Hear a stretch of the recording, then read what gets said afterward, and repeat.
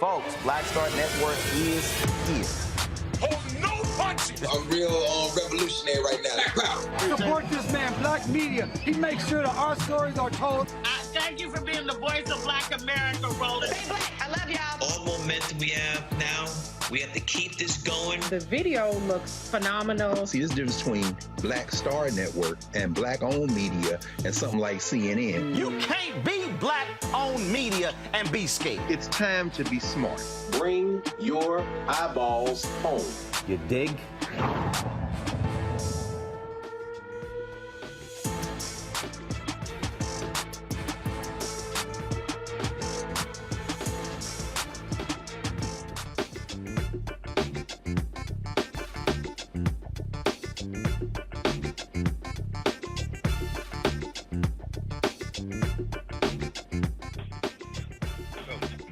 Today is Tuesday, October 25th, 2022. Coming up on Roland Martin Unfiltered, streaming live on the Black Star Network. I'm back in Swainsboro, Georgia, where we have, of course, focusing on the critical midterm elections. 8 days in, massive turnout in Georgia. More than 1 million people have already voted early. Republicans are already saying, see, voter suppression, but they're still lying. So we will, of course, talk about that and talk to some folks here about what they're doing to drive turnout in this city, but also in this county and in this region. We'll also talk with the mother of the young black man shot and killed in Mississippi. They still are demanding answers from police as to what happened to Jaylen Lewis. That is the 5th officer involved shooting by the state police force created by Governor Tate Reeves. A larger law enforcement presence in the predominantly black capital city of Jackson, Mississippi. A Russian court has rejected the appeal of WNBA star Brittney Griner. She will begin a 9-year prison term in that country. Also, two right-wing political operatives, they have pled guilty to making robocalls to dissuade black folks from voting. Again, they targeted Michigan as well. Folks, we're going to talk about that and much more. It's time to bring the funk. I'm Roland Martin Unfiltered for the Black Star Network here in Georgia. Let's go. He's got it. Whatever the biz, he's on it. Whatever it is, he's got the scoop, the fact, the find. And when it breaks, he's right on time and it's rolling. Best believe he's knowing. Putting it down from sports to news to politics. With entertainment just for kicks, he's rolling. It's on go, roll, y'all. It's rolling Martin, yeah. Rolling with rolling now. He's funky, he's fresh, he's real, the best, you know he's rolling Martin now.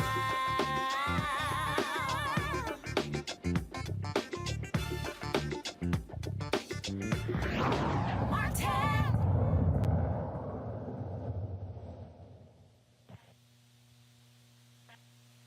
All right, folks, we are here in Swainsboro, Georgia, again for the second time the last couple of weeks, covering and focusing on what's happening here in this state for the upcoming election. Crucial races in Georgia, Pennsylvania, North Carolina, Wisconsin. A number of states will determine who controls the United States House, who controls the United States Senate, but also who controls governor's mansions all across the country. A little bit later, we're going to have a panel here in Swainsboro talking about efforts to get folks out to vote to maximize the black voter turnout in a city that is 65% African American. But on today's show, first we want to talk about what's happening in Jackson, Mississippi, where a police force organized by the governor, Tate Reeves, they have been shooting black folks at a higher incident than many other places in the country. On Sunday, September 25th, Jaylen Lewis and a friend were driving around Jackson, Mississippi. Somehow, a reported traffic stop ended with Jaylen being fatally shot by state capitol police officers. Now, bullet holes in his vehicle show officers shot Jaylen while he was still inside with the window up. Those unidentified officers are on administrative leave. Well, the Mississippi Bureau of Investigation reviews the incident. Now, this shooting is the 5th officer-involved shooting in the state's capital since July 1st. The state Capitol Police Department functions as a standalone subsidiary of the Maryland Department of Public Safety, and they collaborate with existing sworn personnel. The move was made possible by bill signed by Governor Tate Reeves authorizing MDPS to acquire the Capitol Police in 2021. This new division primarily patrols black communities from downtown, extending from Jackson State University to I-55. Jaylen's mother, Arkila, says no one has contacted her about what happened to her son, specifically why the officers shot him. She and her attorney, Lee Merritt, join us right now. Glad to have you both. So first and foremost, Arkila, certainly our condolences for the loss of your son. Too often we have had to do this and talk to way too many mothers and fathers whose children have been shot and killed by police. You say that no one has contacted you, and so this was September 25th. Was there an autopsy? Has there been a report explaining what happened? No. Well, I called the coroner's office and they said that there will be an autopsy done. However, they said that I'm entitled to one, but they're not ready to release it yet because it's still under investigation. Other than that, I have not been contacted by anybody, and even with that information, I had to reach out to someone. So police say that he was driving around. Have they even given a reason why the car was stopped? No, sir, they have not. Lee Merritt, what in the world is going on here? I mean, we're talking about September 25th. That's a month ago. How is it that there's no information on how her son was killed.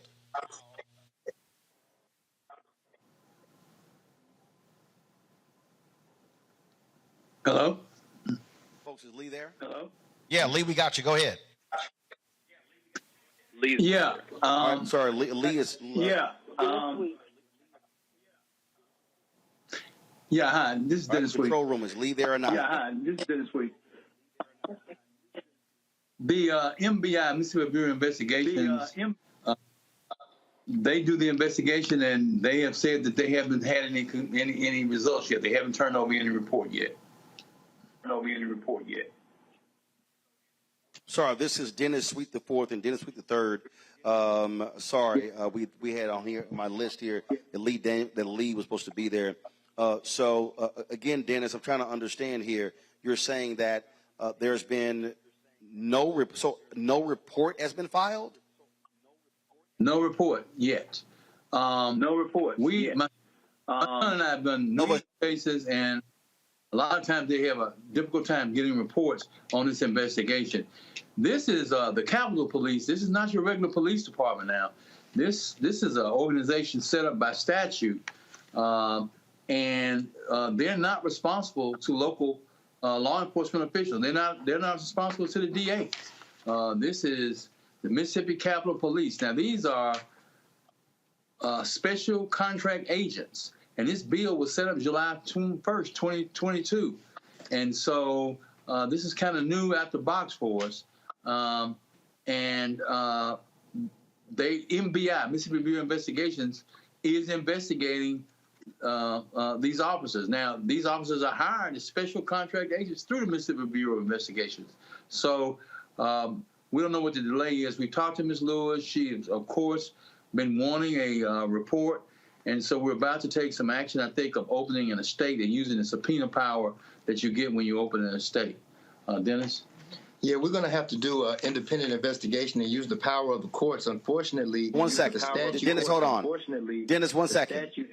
Dennis, 1 second. Okay, let me go back. I'm confused here. Who do these officers report to? The statute says they're responsible to the Attorney General's office. They are policing in the city of Jackson and under the Capitol Police, but they're responsible to the Attorney General's office. And that's set up by a statute that went into effect July 1st, 22. So in terms of this shooting, that means that the report should be filed by the AG's office. We should get it from, the Mississippi Bureau of Investigation. The Mississippi Bureau of Investigation. Are doing the investigation, so it should come from them, the state law enforcement office. Not the local where it was, like we see in the police department. This will be from the state. This is absolutely confusing that a month has passed and a shooting takes place, a fatal shooting, and there's been no type of report whatsoever, which means that we don't know if these officers. So who put them on administrative leave, and how long is that? It's the state. The state has the authority to do the investigation. Local law enforcement, local investigators don't have any power. The statute gives the complete authority to the Attorney General's office and the governor. So all decisions on this have been coming from the state.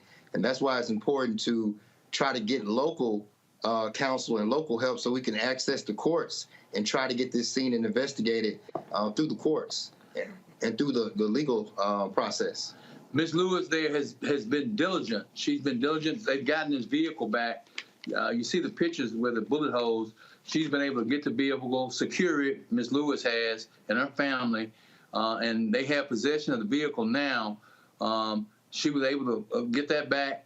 She's, like you said, inquired about a autopsy, and she's waiting for the report. So the legal action we have now would be to use her and open an estate form and use the subpoena power of the court. We're hoping that they'll have something in the next couple of weeks. And Ms. Lewis has been down. We've counseled with her. And so we'll have to use our power, subpoena power of our courts to get this information Hopefully they will have something, but as she said, she's been asking, she's been trying. Her minister, Reverend Pickett, has been trying to rally support to get it. So it's an effort on to get it. We will get it for her, and we'll report, have her report to you what we learn when we get this report and what we're going to learn from our investigation. Arkila, you're waiting on the autopsy report. Have you and your attorneys commissioned your own independent autopsy of your son? Yes, I am. Yes. And has that taken place? No, it hasn't. I mean, I've spoken with my attorney and he's going to do it, but as of now, no. That's right. All right then. Well, certainly keep us abreast of what happens next in this case. It is certainly, just tragic that one, he was shot and killed, but also that you have not gotten any answers whatsoever. So we appreciate you as well as your attorneys joining us on today's show as well, Dennis Sweet IV and Dennis Sweet III. May I say one thing? Thanks a lot. May I say one thing too? Okay. No, go ahead. When you all are looking into this and you're waiting for answers, would you all please ask some answers to how a bill like this got passed where you could have special contract agents policing individuals in the city?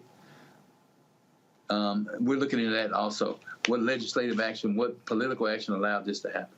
I believe it's been five shootings. Yeah. And it's been enacted since July 1st. And I believe we've already had 5 shootings from this agency. 3 deaths. 3 deaths.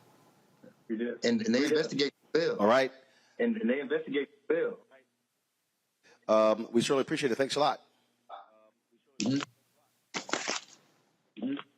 Folks, we reach out to the Mississippi Legislative Black Caucus, the Mississippi Black Caucus of local elected officials, and the Mississippi Bureau of Investigation, the Capitol Police, and several Jackson, Mississippi Police Council members. We only got one response from a council member who said he had not heard about Jaylen's shooting. I want to bring up my panel right now. Xavier Pope, host of Suit Up News, owner of the Pope Law Firm. Brianna Cartwright, political strategist. Randy Bryant, diversity and inclusion strategist, speaker, trainer, and writer. Xavier, I want to start with you. We have seen examples similar to this in Cincinnati. They allow for the University of Cincinnati Police Force to actually go into the community there when they're pursuing someone. There was a shooting that took place beforehand, and we've sort of seen this in places also where you have these state capitals, where you also have these majority black cities. But this is strange, and you would think that if you've had 5 police-involved shootings since July, you have a serious problem with these contractors who the state is hiring to police there in Jackson, Mississippi, a predominantly black city. Yeah, Roland, I think that's a huge problem. But the other part of this is this creates a huge bureaucracy about how to hold the police accountable here. Because if they're deputized by the Attorney General's office, you ask correctly who actually gave the suspension if they're going to be investigated by the state body of police. And so this creates an additional barriers to be able to submit FOIA requests, to be able to determine the process, gathering information, to be able to truly hold accountable who actually has done, who's done what's happened, and then also to be able to bring civil suits and to be able to further bring accountable any agency involved. Brianna. Yeah, so this is a very sad situation, and I hope that the fact that for a month nothing has been stated to the mother is not understandable at all. I do not know the processes of it, but it's definitely way over time, and hopefully some things get sorted out soon. Again, we often see where you have these red states where they want to intercede in the power of local government, but there's no way in the world anyone can defend 5 police-involved shootings since July and not think there's a fundamental problem there with the state police in Jackson, Mississippi. And it definitely seems that there are red states that are majority Black. You know, Jackson, Mississippi is almost 85% African American. And it seems that these are the areas that you're seeing these kind of side policing going on of our people. Just this week, a study came out that said that Mississippi is the most dangerous state in America right now. And I think people would be surprised by that. And Jackson specifically, the most dangerous city. And it's because of cases like this that are, you know, where people are allowed to go unchecked. And there's almost like this private policing of Black people going on. And so it's quite scary. Indeed it is, and so we're certainly going to try to get more answers from this. Got to go to a break. We come back. I want to talk about early voting taking place all across the country. I want to talk about what we're seeing in a lot of these places as we do a countdown. We are literally 14 days away from November 8th, Election Day, but early voting is taking place right now, so we'll talk about that. In other news, when we come back, Roland Martin Unfiltered on the Black Star Network, broadcasting live from Swainsboro, Georgia. Don't forget, folks, if you're watching on Instagram, YouTube, Facebook, hit the like button, hit the share button. We also want to see your comments as well. It's not that hard. It's free to simply click the button. Also, download the Black Star Network app. You can see this show, all shows live, the other 5 shows that we have on Apple phone, Android phone, Apple TV, Android TV, Roku, Amazon Fire TV, Xbox One, Samsung Smart TV. You, of course, can also join our Bring the Funk fan club. Your dollars make it possible for us to cover the kind of stores all across the country. Checks and money orders go to P.O. Box 57196, Washington, D.C. 20037-0196. Cash App, $RM Unfiltered. PayPal is R Martin Unfiltered. Venmo is RM Unfiltered. Zelle is Roland at RolandSMartin.com. Roland at RolandMartinUnfiltered.com. And get your copy of my book, White Fear, How the Browning of America is Making White Folks Lose Their Minds. All bookstores, Ben Bella Books, IndieBound, Books A Million, Target. You can also get it at Barnes & Noble, Amazon, order through your favorite Black bookstore, or download a copy on Audible. I'll be right back.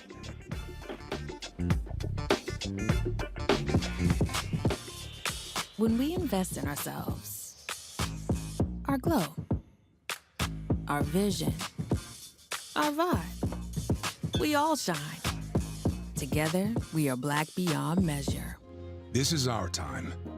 Our moment to move forward, beyond the gun violence, the hospital closures, the unaffordable housing. Brian Kemp's Georgia for the wealthiest few. Stacey Abrams is looking out for every Georgian. She'll invest our $6 billion surplus in the fundamentals, education, healthcare, housing, and a good living, putting more money in your pocket to build one Georgia where everyone has the freedom to thrive. When we invest in ourselves, we all shine. Together, we are Black beyond measure. You know what's on the ballot. It's not just legislation and policies we believe in. It's democracy. Our democracy. There's a choice on the ballot between freedom and fear, between cruelty and compassion, between chaos and community, between voting or violence. And the end of rights generations have fought for. The extremists have a plan, a roadmap for a nation where your voice is silenced and your vote is a memory, where they count their votes and cast ours aside. That's why this year, this fight, this vote is so important. Register, engage, volunteer, fight back against the disinformation and despair, and most of all, vote, because your vote is all that stands between our future and theirs.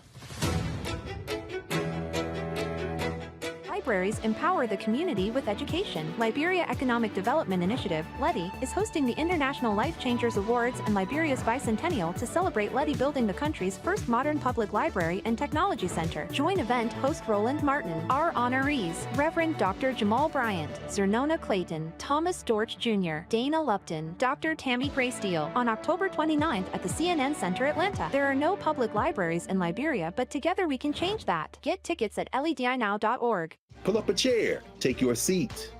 The Black Tape with me, Dr. Greg Carr, Here on the Black Star Network, every week we'll take a deeper dive into the world we're living in.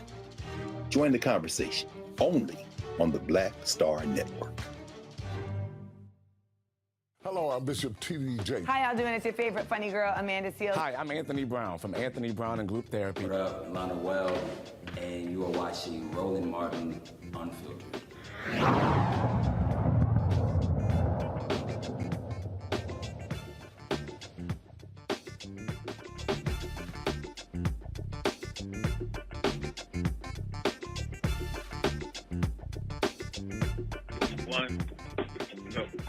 All right, folks, welcome back to Roland Martin Unfiltered. We're here in Swainsboro, Georgia. A little bit later, we're going to be, of course, having another conversation here talking about the upcoming election, where we are 14 days away from Election Day. But the reality is voting has already started.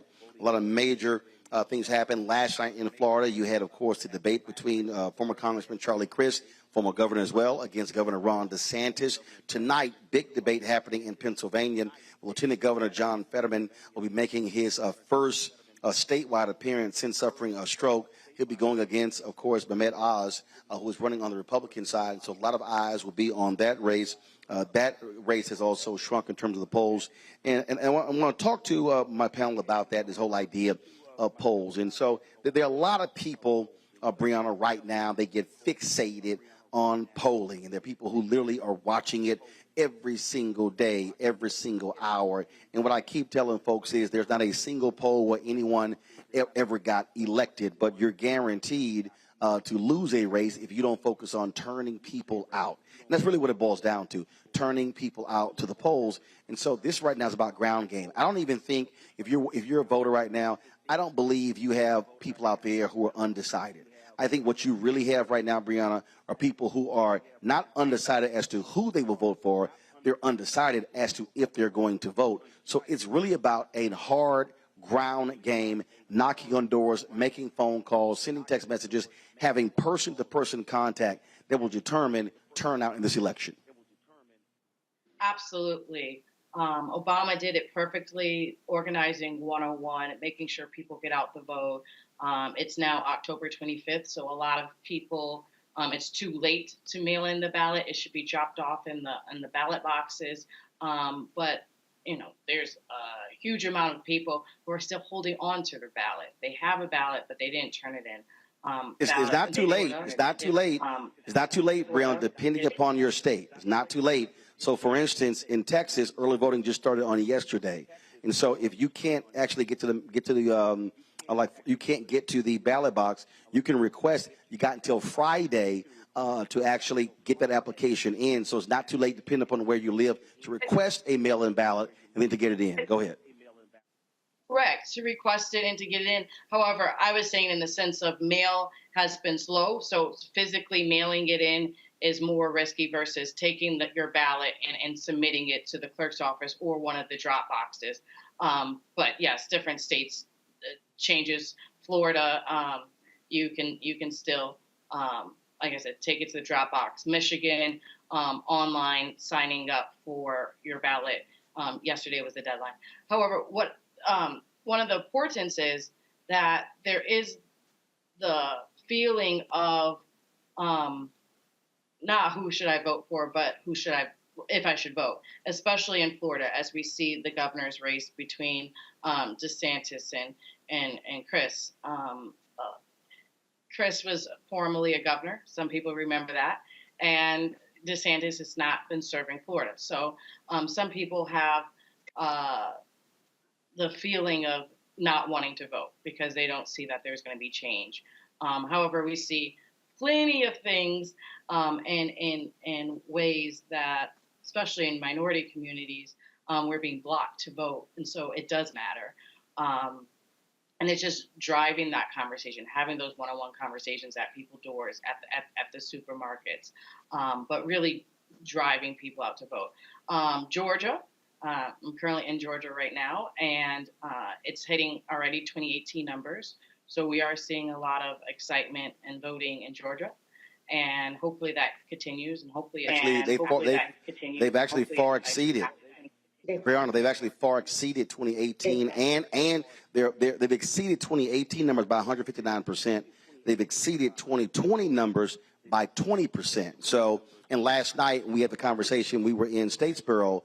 When you look at black turnout, folks, we are voting in some of the places in terms of at our numbers, and in fact, there's a very small gap between black men and black women, and so all of these folks who were prognosticating, Xavier, that black men were not turning out, well, they all lied, because the numbers are very clear that they're actually turning out. So we are seeing a tremendous amount of response, and now we're tracking what's happening in these other states like North Carolina, like you have there in Texas as well. Some places like Alabama, they don't have early voting, but again, that's what we're also looking at, Xavier. Again, that, and this is what I keep saying. All of the people who spend their time paying attention to mainstream media, they care about process. This is why you must talk to black-owned media, because we were not freaking out about black men turning out. Roland, I think black people know what's at stake, and black men specifically know what's at stake, because you just started out the show with a young black male being shot and killed.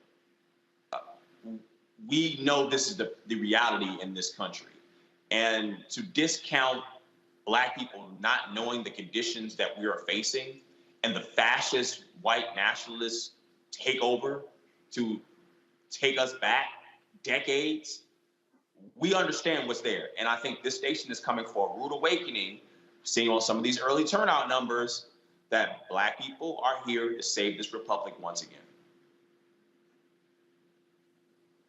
Randy, we're seeing also the intimidation going on.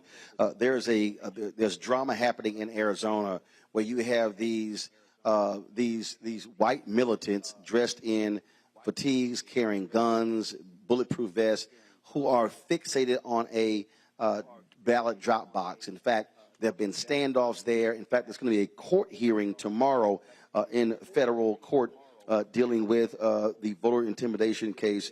That's going to be at 1 p.m. Arizona time, seeking a temporary restraining order against those individuals. And what I have been warning folks, and again, especially African Americans who are choosing to ignore or sit out this election, to understand what is happening on the right. They are angry that Donald Trump lost. He has unleashed these evil forces across this country. And now what you're seeing is you're now seeing armed individuals who are literally intimidating folks. And this is not going to be just one case. You're also seeing folks challenging voters for no reason whatsoever in places like Georgia, because the law was changed to allow anyone to challenge a voter based upon literally nothing. And so these are all intimidation tactics that too often are specifically targeting black folks and brown folks. Right. And if ever we had a question of how important it is that we get out there and vote, we should see what Republicans are doing to stop us from doing it. We should recognize the power that we have. I mean, already more than 9 million Americans have done early voting in this midterm, which is beautiful. And the majority of those being Democrats from what they're saying, right? They don't want that to happen. Red state conservatives do not want that to happen. They're doing everything in their power to intimidate us, from having us arrested to creating lies that, this information can show up on our credit reports, be used against us. And it's simply not true. Do not be intimidated. Do not back down. Absolutely exercise your right to vote, because we see how much it matters. I think most of us know that, but go and call and remind your relatives, your friends, strangers in the grocery store that, that we do have the right to vote and not to be intimidated. And I am glad that people are filming what these conservatives, what these thugs are doing to people as they're trying to vote early and exercise their rights, so that we can follow up on this criminal activity.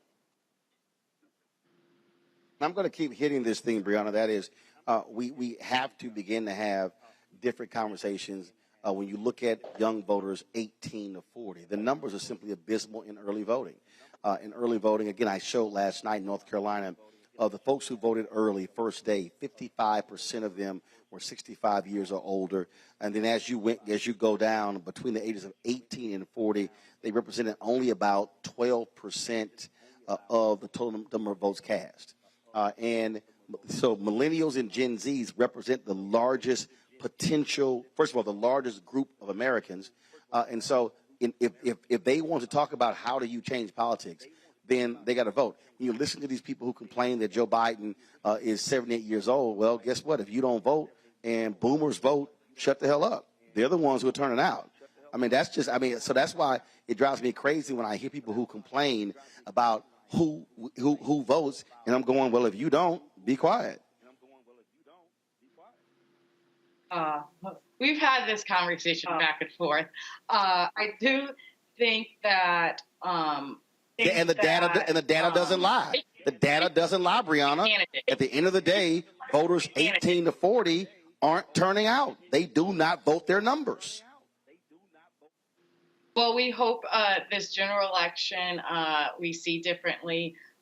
There's very important topics on the ballot. As we see, inflation has been huge in our country, and they can see the effect of that on gas and what that means to go to work and milk. And so these are issues that affect young people, but also Roe v. Wade being overturned, right? That's a very young issue. And so maybe having that as a focus on our conversation about economy and really needing to protect our states' rights now that Roe v. Wade is overturned, it pushes more young people to the polls. I do think it's about engaging.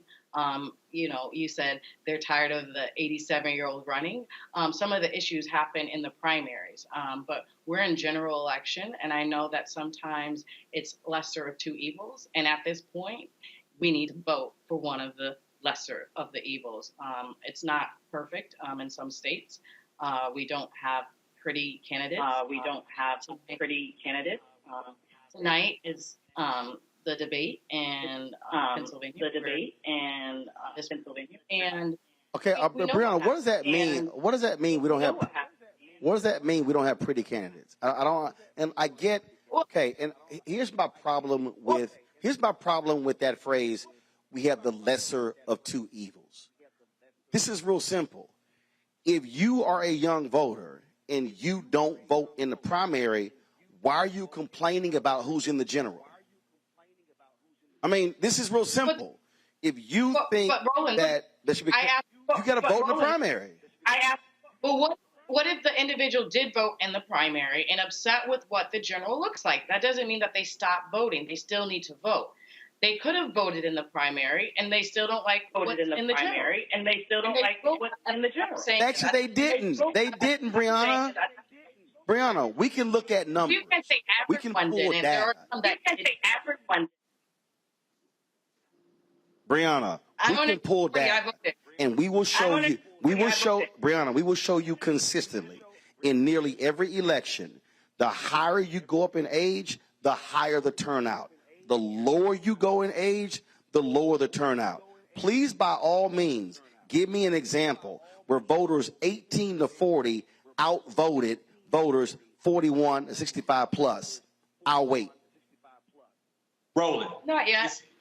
But we're not done. Roland, it's not about the pretty candidates. It's about how voters vote.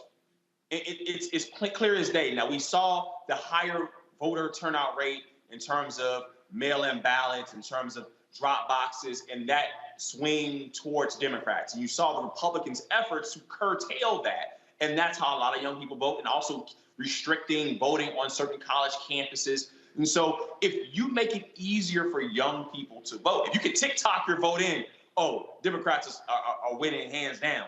And so we have to focus on making it easier to vote for young people. It's clear as day that's how they engage with the political process. But older people, they want to be sure they vote in, so they're going to vote in more traditional ways. That's just pretty much how people vote, and how we're able to address making it easier to connect with those that are younger and how to vote and get part of the process.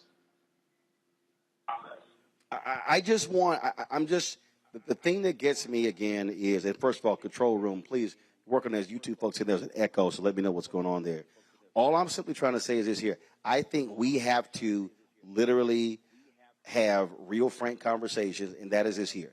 You cannot talk about being a young voter and you complain that older people are making all the decisions if, one, young folks don't run, two, if they then don't vote in primaries, three, don't vote in general elections. The reality, and the reason I hate that lesser of two evils comparison is because the reality is somebody is going to win. One person is going to win either way. And so you have to make a decision that of the two people who are running, then who likely, one, is going to support the issues that I care about, or two, who do I have a better shot at actually being able to talk to and hear from out of the two candidates? Because somebody's going to win. And whoever wins is going to be determining policy. Now, I can sit here and yell lesser of two evils and why do I have to pick between bad choices? Well, because you have to. Because one of the two are going to win. And that, to me, is what we actually have to be willing to look somebody in the eye and tell them and be honest about that, listen, if you sit out, that is just as worse as you actually voting a wrong way, because again, you're sitting out of the process. Numbers simply don't lie. And when I pull up these numbers, Randy, when I look at city elections, when I look at some areas where a city council member was elected with 100 votes in an area with 1,000+ voters, that's 10% of the eligible voters voted. But trust me, you got more than 10% of people who whine and complain about something. I think, honestly, that younger voters feel ambivalent. I feel that they don't feel connected to the process or they have any sort of control. And that's what needs to happen, is that we need to show them how this process actually affects them. I think they see politics and voting and honestly the entire government as something that is so incredibly distant from them. They have nothing to do with it, and they are more focused on what their lives are, and they're not understanding it. What their lives are and what their possibilities of their lives can be is dependent on voting. And who is really speaking to them? I mean, if I were speaking, for instance, to my sons, who attend Hampton University, I mean, they know they must vote, or that there would be repercussions. But who can relate to them? Are there people that they listen to who are putting the emphasis on the importance of voting and connecting what matters to them getting out and voting? And I think that's the issue. I would love to see the push that we see from many of our, stars, people they look at really talk about voting and make it make sense, make the connections for them. I think that would be extremely powerful. Or I would also say to folks, learn to mobilize and organize yourselves, so then you're not depending on somebody else to actually do it for you. That also is important. I got to go to a break. When we come back, we're going to continue this conversation about what has happened in the midterm elections. Issues that we care about was at the top of the ballot. We'll talk about that next. We'll also have Black and Missing when we come back as well. You're watching Roland Martin Unfiltered, broadcasting live from Swainsboro, Georgia, right here on the Black Star Network. Back in a moment. When we invest in ourselves, we all shine. Together, we are Black beyond measure. This is our time. Our moment to move forward, beyond the gun violence, the hospital closures, the unaffordable housing. Brian Kemp's Georgia for the wealthiest few. Stacey Abrams is looking out for every Georgian. She'll invest our $6 billion surplus in the fundamentals, education, healthcare, housing, and a good living. Putting more money in your pocket to build one Georgia where everyone has the freedom to thrive. When we invest in ourselves, our glow, our vision, our vibe, we all shine. Together, we are Black beyond measure. It's about us. Everybody out together. We are in sunny South Dallas. The election is coming up. It's super important that folks know who they are voting for, but more importantly, what they are voting for. Y'all, we got the free shirts and free lunch right over here. freedom is our birthright. No matter what we're up against, we're sending a message in Dallas and Texas and in this country. We won't back down. That's what this bus tour is all about. The housing cost is one of the most capitalized areas that we have found. People who are marginalized, that are brown and black, we are suffering the most, and I think that we have the biggest vote and the biggest impact in this election. I'm voting for affordable housing, for sure. We should not be paying the cost of a utility failure because our elected officials are too proud to say, we need help. I know that we can bring out our people to vote. It's a part of our birthright. Right. It's a part of our heritage, and surely it's a part of our present and part of our future. That's right. That's what's up. And we won't black down. Forward that message to 5 friends, because in that message, it's got links to how to get registered, how to check your registration status. Like I said, 2:30 we'll start rendezvousing right here on this street. I am voting to let our voice be heard in the rural communities that, hey, we are people too. There are things that we need. Free shirts, free food, and lots of power. We are in Longview, Texas, where Black Voters Matter, 365. Whatever type of oppression a white supremacist throws our way, we will not black down. We are in relentless pursuit of liberation of our people. Freedom is liberation for black bodies and black communities to make economic change through political power. Freedom is choice. We won't black down. We won't black down. We won't black down. We won't black down. We won't black down. We won't black down. On the next Get Wealthy with me, Deborah Owens, America's Wealth Coach, Black women are starting businesses at the fastest rate than any other segment. However, finding the funding to build them is challenging. On our next Get Wealthy, we're going to talk with author Catherine Finney, who wrote the book, Build the Damn Thing. And she's going to be sharing exactly what we need to do to achieve success in spite of the odds. As an entrepreneur of color, it's first, building your personal advisory board. I think that's one of the things that's helped me the most. The personal advisory board of the people who are in the business of you personally, and want to see you succeed. That's right here on Get Wealthy, only on Black Star Network. Pull up a chair, take your seat at the Black Table with me, Dr. Greg Carr, here on the Black Star Network. Every week, we'll take a deeper dive into the world we're living in. Join the conversation only on the Black Star Network. Carl Payne pretended to be Roland Martin. Holla! You are watching Roland Martin, and I'm on his show today, and it's, what, huh? You should have some cue cards. Hey, what's up, y'all? It's your boy, Jacob Lattimore, and you're now watching Roland Martin right now.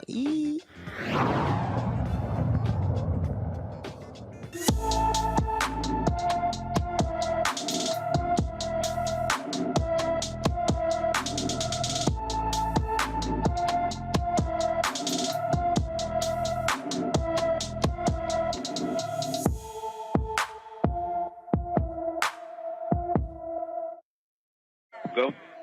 Folks, Jordan Clark was last seen in St. Joseph, Missouri on September 3rd, 2022. The 24-year-old, 5 feet 6 inches tall, weighs 140 pounds with brown hair, brown eyes. She has an elephant tattoo on her arm and pierced dimples. Anyone with information about Jordan Clark should call the St. Joseph, Missouri Police Department at 816-271-4777, 816-271-4777.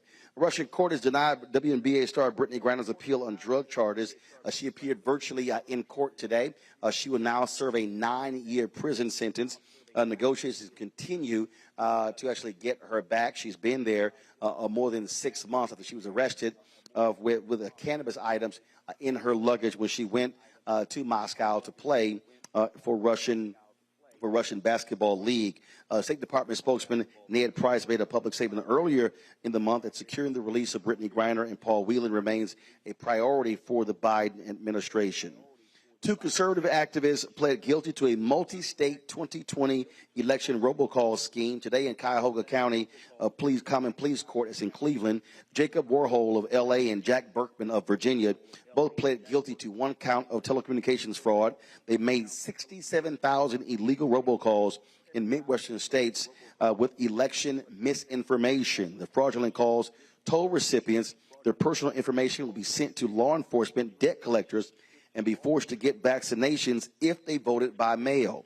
The campaign led the Federal Communications Commission to seek a record-breaking $5 million fine against Warhol and Berkman. New York and Michigan are currently pursuing separate charges against the two for robocalls made to those states. They face up to a year in prison. And so isn't it interesting, Randy, that we hear all these conservatives talk about voter fraud and there's no voter suppression when here you have two prominent conservative activists who are fully engaged in spreading misinformation. And I keep saying that one of the things that we are most susceptible to, that kind of misinformation being targeted by Republicans and their operatives. They are pulling out all stops to stop us from voting.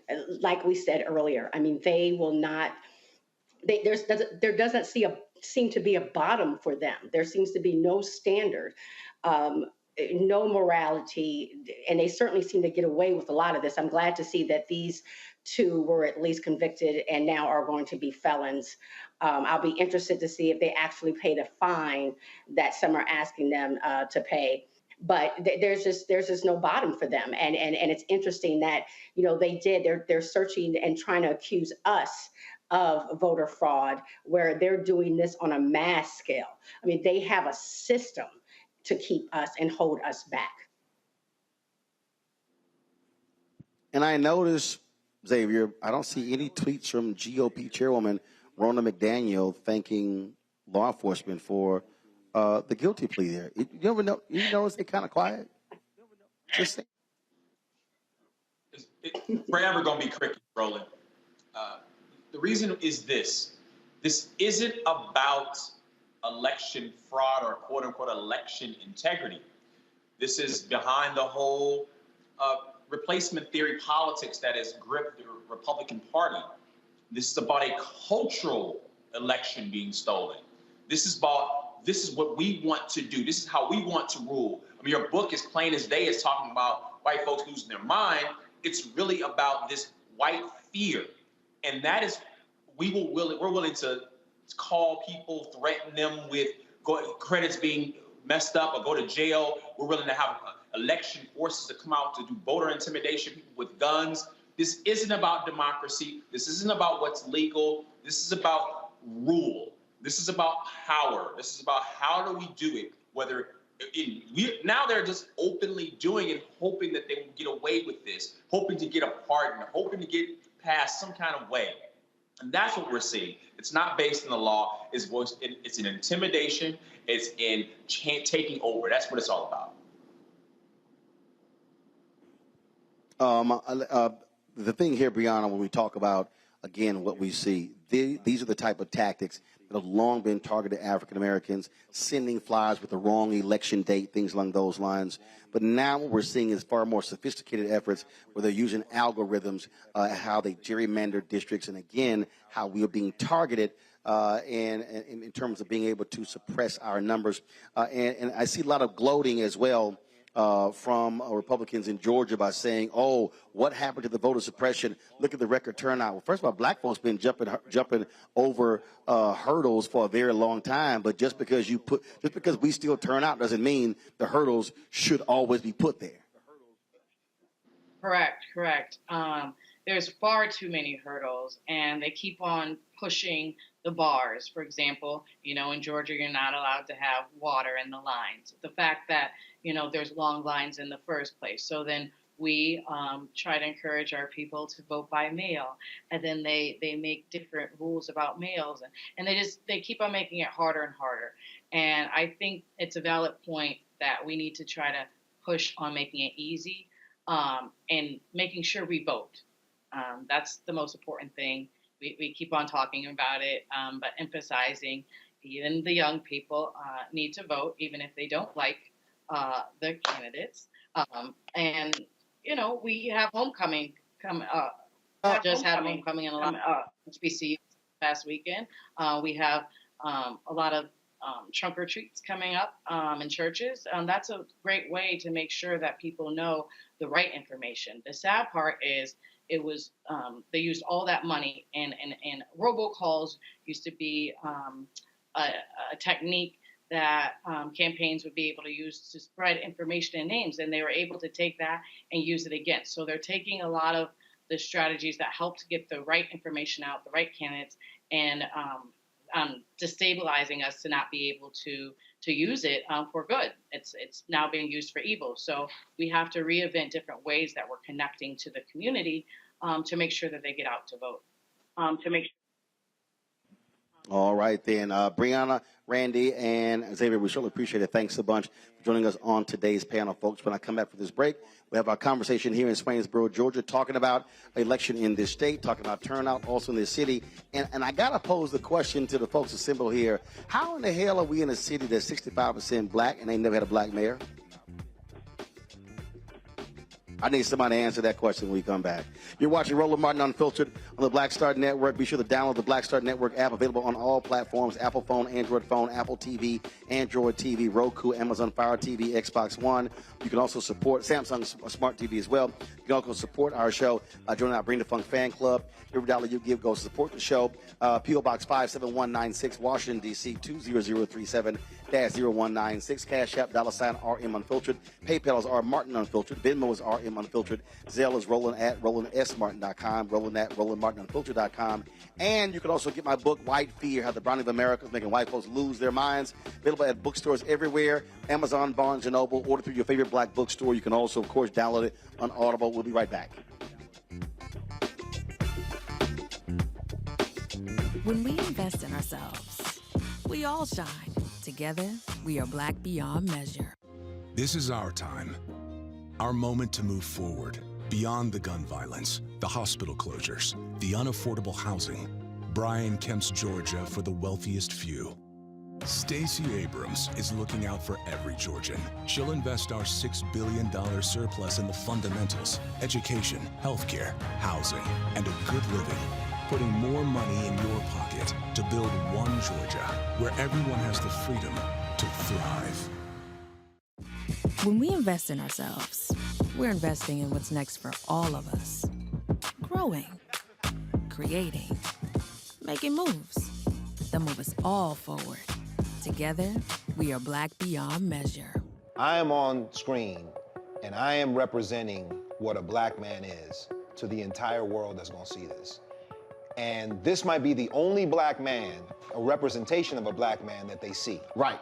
So I am responsible, right, for how they see black men. And it's my responsibility to, if I am not playing an upstanding, honorable, someone with a strong principle and moral core, to make sure that this character is so specific, right, that it is him, not black men.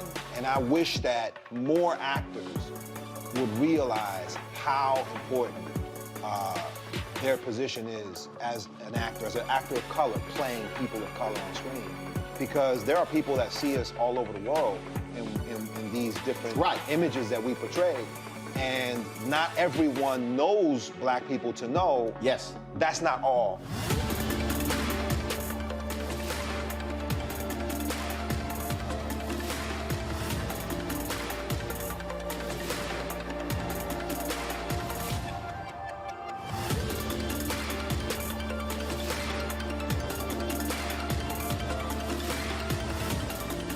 Libraries empower the community with education. Liberia Economic Development Initiative, LEDI, is hosting the International Life Changers Awards and Liberia's bicentennial to celebrate LEDI building the country's first modern public library and technology center. Join event host Roland Martin. Our honorees: Reverend Dr. Jamal Bryant, Zernona Clayton, Thomas Dorch Jr., Dana Lupton, Dr. Tammy Graysteele, on October 29th at the CNN Center, Atlanta. There are no public libraries in Liberia, but together we can change that. Get tickets at ledinow.org. Hey, what's up? This is Marlon Wayans. No, it's not Keenan. No, or as some of y'all say, Clignon. No, it's not Damien. It's really, it's not Damien because I do not have a bald head. It's one of the Wayans. It's not Winans because they have been coming up to go, hey, how you doing? I love the Winans. There's no BB and no CC in this family. There's Kiki and Damon. So I am one of them Wayans brothers, or as you may want to call fraternity population. There's the Chinese, and then there's the Wayans. There's so many of us. 7 Wayanses was born during this drop. So you are watching my man Roland Martin, who really is swagged out. I want to give a big shout out to my man Roland Martin because he inspired the generation.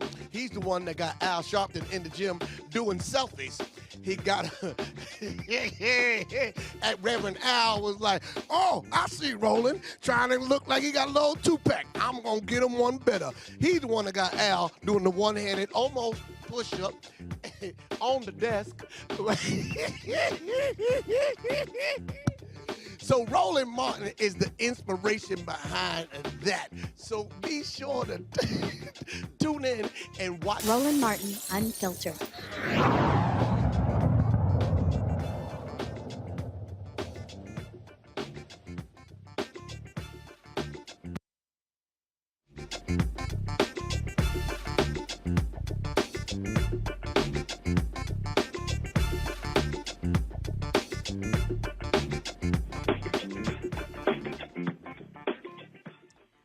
Good evening, everyone. Come on, let's generate some excitement here. Good evening, everyone. Thank you so much for being here, here in the wonderful city of Swainsboro, Georgia. We are more than delighted to be back with none other than Roland Martin. Give it up for Roland. We will formally introduce him later, but we're going to kick this off with just a couple of things. One, you know, I got to do my shameless self-promotion for the Local Matters podcast. You notice I'm wearing a shirt here, Local Matters. Local Matters is a radio program that comes on WKZK in the Augusta area, 103.7 FM, 1600 AM, and I discuss state and local government matters. We cover candidates, we cover issues, and it's our goal to make sure that you're a more informed voter and a better engaged citizen. So if you like that kind of stuff, please go to Facebook. If you're on Facebook, please follow the Local Matters Podcast of Georgia on Facebook. Always trying to generate a number of followers so that you can take advantage of the great information that we provide on Local Matters. With that out of the way, I want to do something that we always need to do when we congregate, and that is to pray. So I am going to invite Elder Delmas Mosley. He's proprietor of the Mosley Funeral Home here in Swainsboro to give us our opening prayer. Let us bow our heads, please. Father, in the name of Jesus, we give you the praise and honor for your goodness and your mercy and your grace. Oh God, we ask that thou would bless this occasion. Give us knowledge, wisdom, and understanding as we go through this process. Bless the participants, oh God, in a special way. And the audience, Lord, give us open ears that we might hear and understand in the name of thy Son, Jesus Christ. And we give you the praise, and the people of God say amen. Amen. Amen. Amen. Our next program participant is doing double duty tonight. She is Mayor Pro Tem Bobby Collins. She is going to give us her greetings, and then she's also going to serve as one of our panelists. Mayor Pro Tem, please come up. Or do it from right there. We can bring you the mic. We'll bring you the mic, Mayor Pro Tem. Oh, she's got it already? All right, great.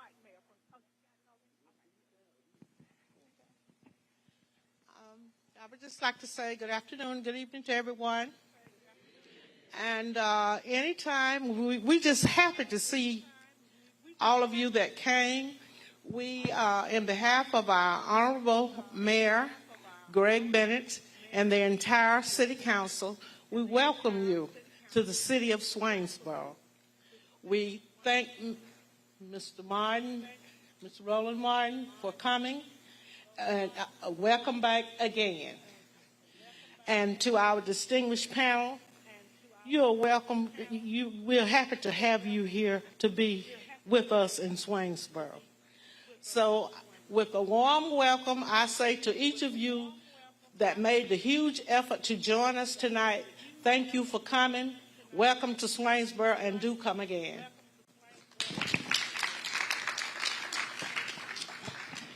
Thank you, Mayor Pro Tem. Before we get started with our panel discussion, we have somebody who has driven all the way from Atlanta, Georgia, to be in Swainsboro tonight, and that is one of our candidates for the office of Georgia Insurance Commissioner. She was successful in winning the Democratic primary for that office, which means that she has earned the privilege of running in November for that office. Here she is. Now our first names are spelled the same. I'm Janice. She's Janice. Miss Janice Laws Robinson, please come on up. Good evening, Swainsboro.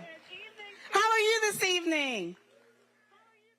Wow, this is lovely. Thank y'all so much for coming out. Thank you, Mr. Roland Martin, for this amazing opportunity and occasion for being here. Hello, everyone, my friends over there on the panel. I'm telling you, my friend Al Houston, where is Al? Hey, Al. Al's been working on getting me here for a while since the primary. I was here in 2018. So many of you may remember I was the 2018 Democratic nominee as well. So I was here in Swainsboro, and I'm grateful to be here again. Thank you, Al. Thank you, everyone, for this wonderful opportunity. So I am Janice Laws Robinson, and I am your next insurance commissioner for our great state of Georgia. Let me hear you if you are ready for me to be your next insurance commissioner for Georgia. All right. Show me your hands if you already voted early. Woo! Amazing. Show your hand. Keep your hands up if you already voted for me to be your next insurance commissioner. All right, wonderful. So I'm not going to be long, but I wanted to make sure I made my way here to Swainsboro to show my face, because I know you guys are here working hard to get Democrats elected up and down the ballot, working hard for me to be your next insurance commissioner. So I just wanted to come out, say thank you for your votes. Thank you for your support in 2018 to make me your nominee. You will remember that in 2018, I came within 3 percentage points of winning. I got almost 2 million votes. My race and Stacey Abrams' race for governor were the last 2 races to be called. It was that close. And so the person that won my race for insurance commissioner lasted about 6 months and is currently sitting in federal prison. So we have, the current governor has appointed an insurance commissioner. And under his watch, we've continued to see our rates, auto insurance rates, climb through the roof. Our home insurance rates climb through the roof.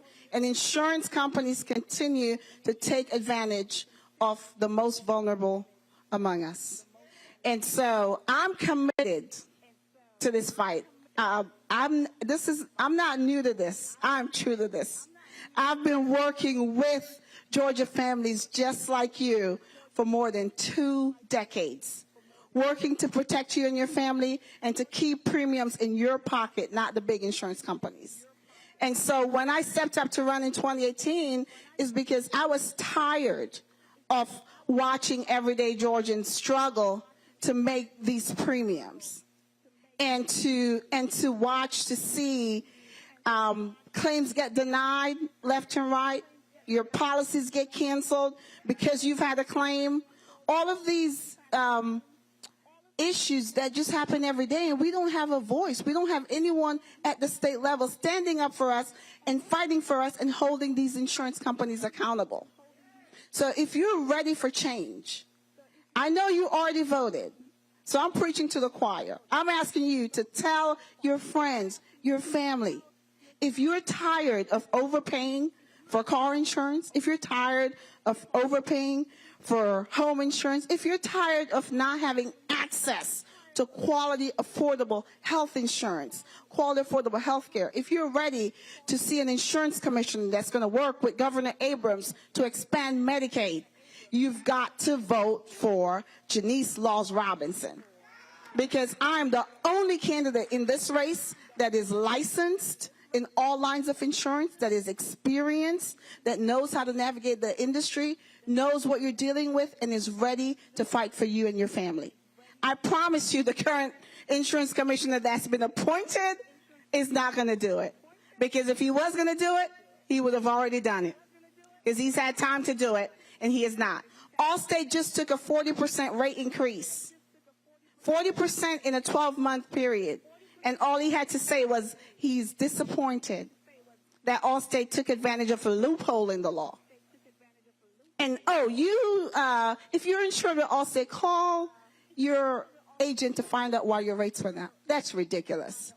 I promise you that as your next insurance commissioner, these insurance companies will have to justify every single rate increase to me. And if they can't justify to my liking, they will see me in court.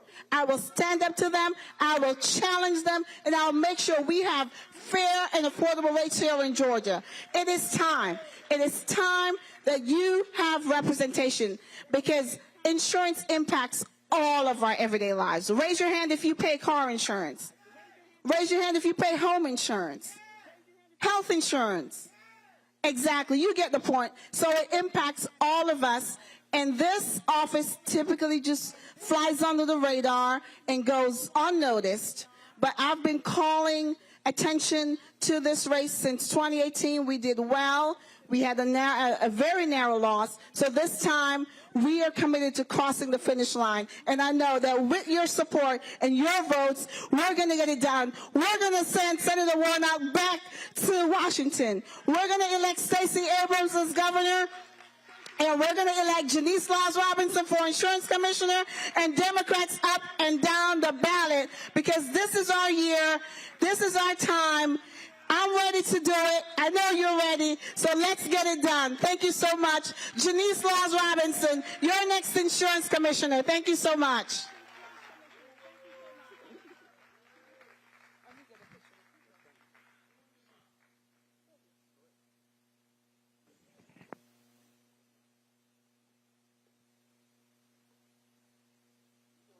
Okay.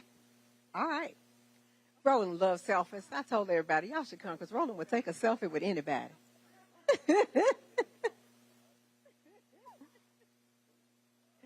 All right. Thank you so much. Again, that was Janice Laws Robinson, Democratic candidate for insurance commissioner in the state of Georgia. All right. It is now time for me to introduce our esteemed panel. A couple of these folks actually were with us a few weeks ago when we did this before, and we were asked, or they were asked to come back again this time around. So we appreciate them giving of their time and energy to come back to Swainsboro for this important discussion.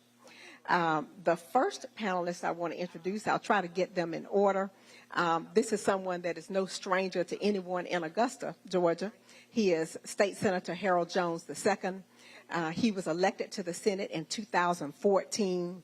He represents the 22nd senatorial district in Georgia, which includes most of Richmond County, to include my house. So he's my state senator. Senator Jones serves as the Democratic whip. He is also secretary of the Ethics Committee and has served on the Economic Development and Senate Rules Committees. In 2004, he was elected as the first African-American Solicitor General for Richmond County. In 2008, he was reelected to that office. As Solicitor General, Senator Jones handled misdemeanor crimes and strived to balance representation of the state with advocacy for victims and to maintain policies that apply standards of fairness and equality for all concerned. Senator Jones earned his bachelor's degree from the South Carolina State University in 1991 and he also is a graduate of the North Carolina Central University Law School. He is also a former adjunct professor at Georgia Military College, Payne College, and Voorhees College. Thank you so much, Senator Jones, for being here.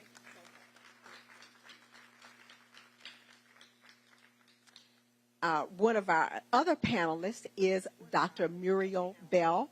I think he is quite familiar to many of you here in Emmanuel County because he is in charge of a program called Redirection.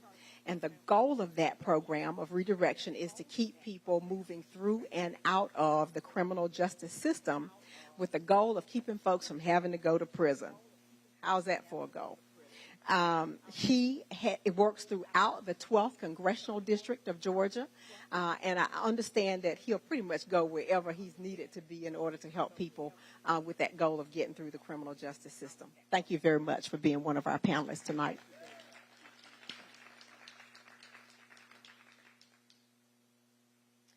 Our next panelist is State Senator David Lucas Sr.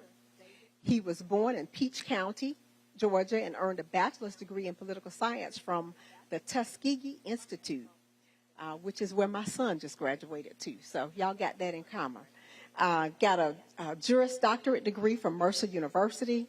He is a member of the Georgia State Senate from the 26th District, having served since 2012. He is a member of the Democratic Party and also served in the Georgia House of Representatives from 1975 until 2011. In addition to his long political career, Senator Lucas was an outstanding athlete at Appling High School and at Tuskegee University in the late 60s and early 70s. He is also the father of comedian David Lucas and gridiron football player Al Lucas, who died during a game while playing for the Los Angeles Avengers. And of course, last but not least, Ms. Bobby Collins, very, very familiar to you all as you all's Mayor Pro Tem, who was a last-minute add. So I'm sorry I don't have as much biographical information on her, but we know that she is going to represent you quite well just the same. Thank you so much for being here, all of you. There is one more order of business that we have to take care of before we get this panel going, and that is to formally introduce the star of the hour. You want to skip that? You want to skip that? But your frat brothers back here want to introduce you. Okay. Okay. All right. You ain't got to introduce me. That's a big old sign. They can Google me. That's just a waste of time. Let's get right to the conversation. We ain't got to do all that.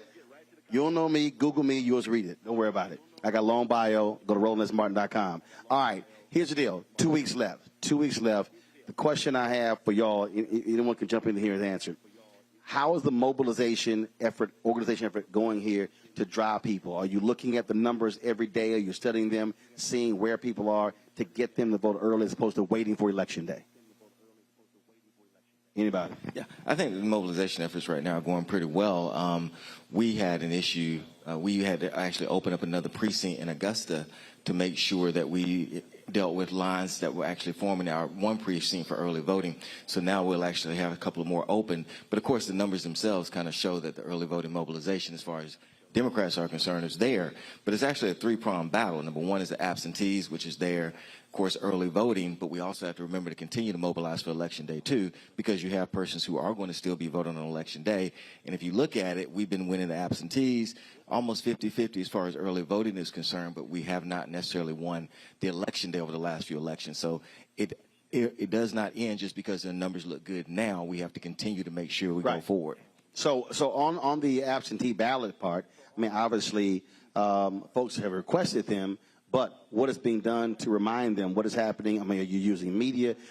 Is there text messaging going on? Are you phone banking? Or reminding people what's happening there? Chasing ballots. That's basically what you call it, is chasing ballots. So whether you actually go to door to persons that the absentees actually been sent out, but also at the same time, as you mentioned, text messaging now is a little bit more familiar than actually doing the robocalls. That actually has been more successful. So you have two ways to chase ballots. Actually more than that, but the two that I'm seeing is actually physically going, if you have a good team to do that. And we found that a lot of organizations are doing that, actually knocking on the door and say, hey, we know you receive your ballot. And then the other aspect of it is also text messaging to remind persons to get it in. Anyone else? Yeah, Martin. In Macon, Georgia, we are up 20% in early voting. And we've been knocking on doors, but I've been making phone calls and I've been driving folks to the poll. The most amazing thing is when I go get them, the conversation is, you mean tell me my senator to come to take me to the poll to vote? I say, I sure am. Make sure you vote for me. Well, at least they know who you are. That's important. Anybody else? Yes, I think we here in Swainsboro we have different civic organizations that's been done. They did a voter drive, and after that, I think there have been signs erected and campaigning for the candidates, urging our citizens to vote. And I think that I too personally have been urging the importance of voting. I did an announcement to my church congregation, where I serve as clerk. But and then too, I think Facebook has been doing a whole lot, and people have been texting and that type of thing. We're also trying to do a push of making sure on election day that people have a ride to vote, getting out to vote. Some people don't have a ride, don't know how to get there. Encourage the churches and other people to make sure that you contact whoever need to get to the polls to vote. So churches, vans, and etc. Other organizations trying to get together to make sure everyone has the opportunity to get out and to vote by any means necessary. So I often talk about data, and I'm always looking at numbers. And when I look at, obviously with early voting, I talked about this a little bit earlier, you see obviously older voters who are turning out. And so do you have, last time I was here, you had some students who were here as well. I mean, are you seeing activism that's specifically targeting young voters in this city, in this county, in this region, to get them out to the polls? What I'm actually seeing is that the push is to reach the younger voters, even some of those that are just being registered to vote, is to encourage them, to try to show them that their vote matters. One of the number one thing is to explain them the importance of them voting, the importance and the policies, things that they don't like. You want them changed, you got to get out and vote. So there's a push to reach the younger voters, to change their mindset on what they believe, that they vote do not count. So we are trying to reach them in their own language, in other words, meet them where they're at, and to just get them to understand things better.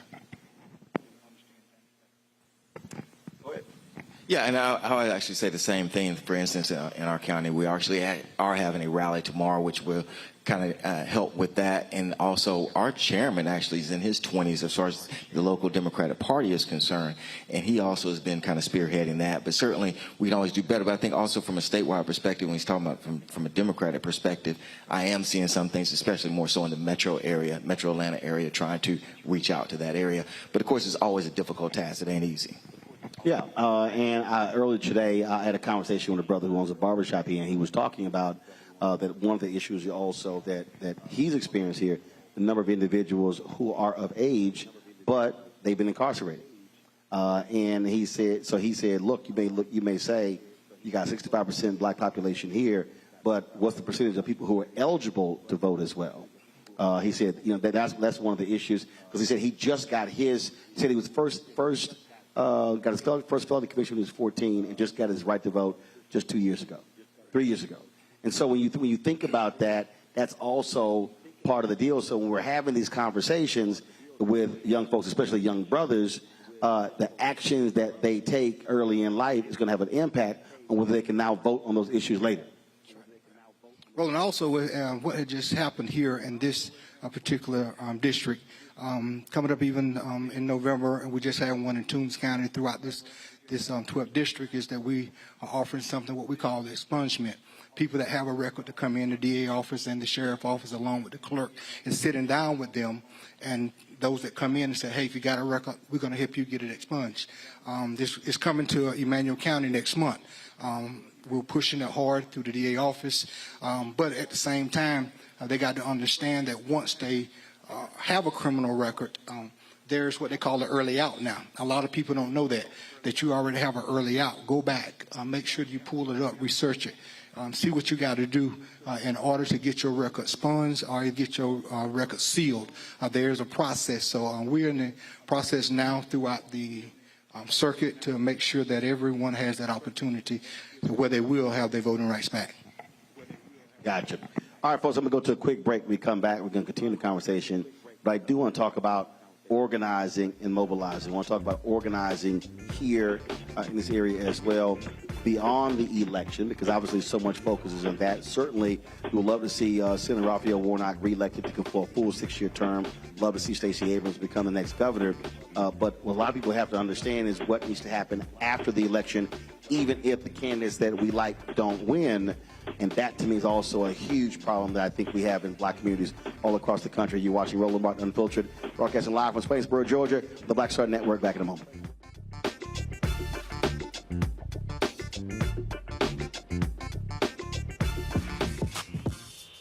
When we invest in ourselves, our glow, our vision, our vibe, we all shine. Together, we are black beyond measure. Hi, I'm Dr. Jackie Hood Martin, and I have a question for you. Ever feel as if your life is teetering and the weight and pressure of the world is consistently on your shoulders? Well, let me tell you, living a balanced life isn't easy. Join me each Tuesday on Black Star Network for A Balanced Life with Dr. Jackie. We'll laugh together, cry together, pull ourselves together, and cheer each other on. So join me for new shows each Tuesday on Black Star Network, A Balanced Life with Dr. Jackie.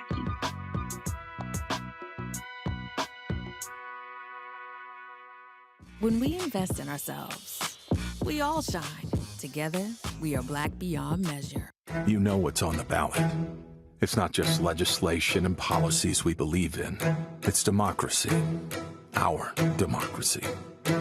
There's a choice on the ballot between freedom and fear, between cruelty and compassion, between chaos and community, between voting or violence. And the end of rights generations have fought for. The extremists have a plan, a roadmap for a nation where your voice is silenced and your vote is a memory, where they count their votes and cast ours aside. That's why this year, this fight, this vote is so important. Register, engage, volunteer, fight back against the disinformation and despair, and most of all, vote, because your vote is all that stands between our future and theirs.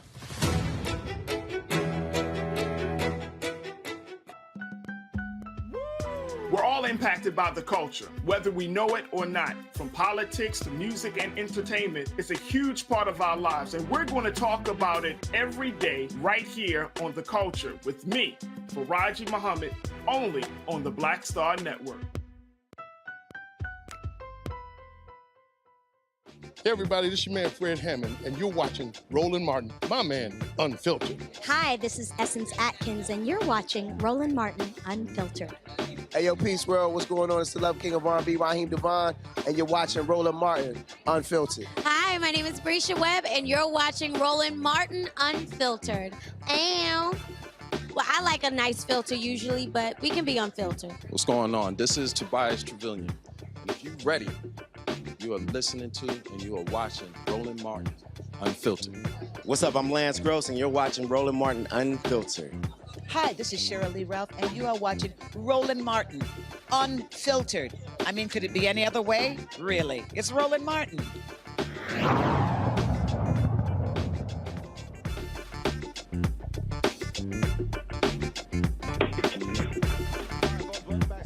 Georgia, glad to be back here at the City Auditorium. Thank you so very much. I went to the break and I asked this question in terms of mobilizing, organizing after the election. And I think that really is one of the big fundamental problems that we often see. People complain about what they're not getting. People say, oh, I don't want to vote because my community looks the very same. But I often tell folks as well that voting is the end of one process, the beginning of another. That we also have to be mobilized and organized, going to City Hall, going to county government, going to the state legislature, demanding various things for our community. And so from your perspective, do you see that 365 mobilization effort through organizations, and how real is it, or is that an area that needs to be worked on here in this city, in this county, in this region? Got some people down here like, yeah, they need to be worked on. Well, where I'm from, Roland, I go to the shot house. That's the house of ill repute. They have no license to sell nothing. I go and talk to them. You meet a lot of guys who are ex-felons, gone straight, working, hadn't done anything, but never went back to register to vote. And I have to tell them that once you serve your sentence with no probation and your fines are paid, you become a registered voter. They go, how? Well, how? I said, you put down you're a felon. I said, they're going to check the record. And the other reason is I'm taking folks to register now, even though they can't vote. But there's a libertarian in the race with Reverend Warnock. If he doesn't get 50 plus 1%, it's a runoff. And then you'll be able to vote the next time. And so we have to. Now, if you register, because did they also change the law that because of after 2020 that you can't register after for the runoff after the election day? No.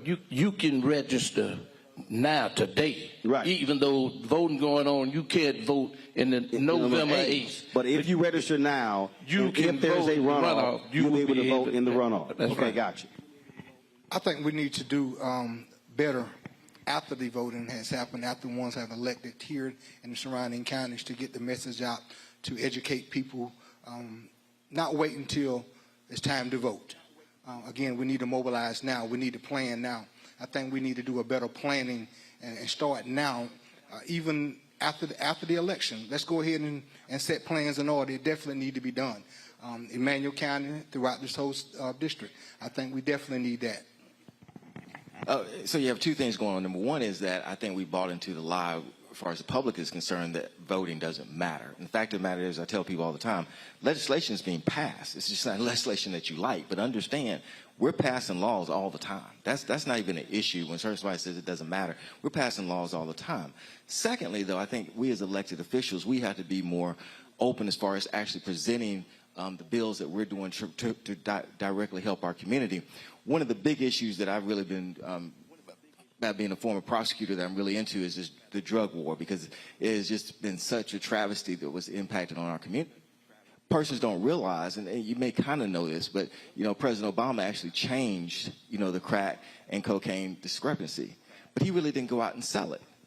So here was something that directly really impacted the African American community, but we, even as a party, we really didn't go out and say, look at what has just happened. This is important.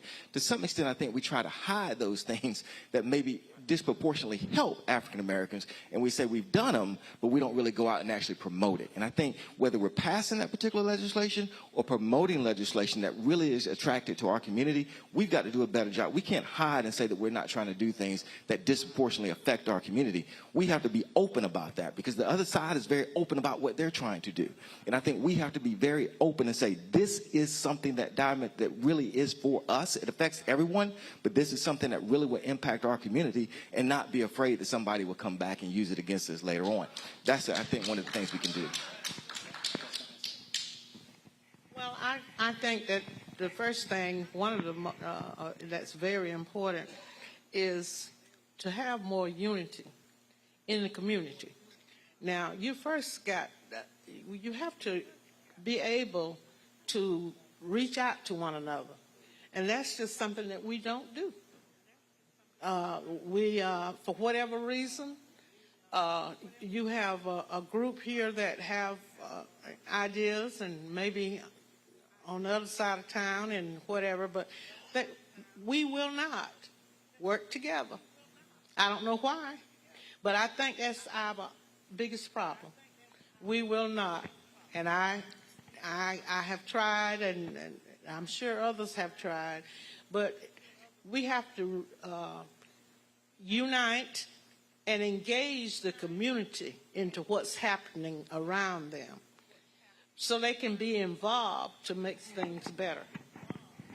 Roland, one thing we see in the community, we're talking about younger voters, people that have criminal records that will not go out and vote. Well, you got to understand one thing that happened in our district, which would make some of those that have had records fearful about going back, is the recidivism. And when you look at an individual, they say 3 strikes, you're out. Well, in our court system, what you actually will find is if you got a record in 1988 and something comes up in 2008, they go back and pull the 88 and bring it up, and that's 2 strikes. If you've done anything different in between that, no matter how many years it has been, they bring it back up in the court system, and guess what? You got 3 strikes. I really believe that something like that we need to educate our people on and talk with them about to get them a better understanding. Look, you don't want a period of time, you don't have a record. Hey, let's go ahead and begin to work on this where you'll be able to vote. Get your record sponged, before anything else happens. You never know what may happen tomorrow. So I'm a firm believer that we need to work on those things. See, the reason I raise that question in terms about mobilization and organization, because when we had the conversation earlier today in the barbershop, I was absolutely shocked when they said that, I asked the question of racial makeup of Swainsboro, and they said 65%.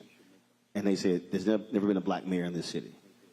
And I immediately thought about Ferguson, after Michael Brown was killed. Ferguson, Missouri, 67% African American, and they never had a black mayor. I think they had just gotten the first black city council member. And my deal is, that's nuts. That's absolutely crazy. And then I went and looked at the vote total. So you had an election in November.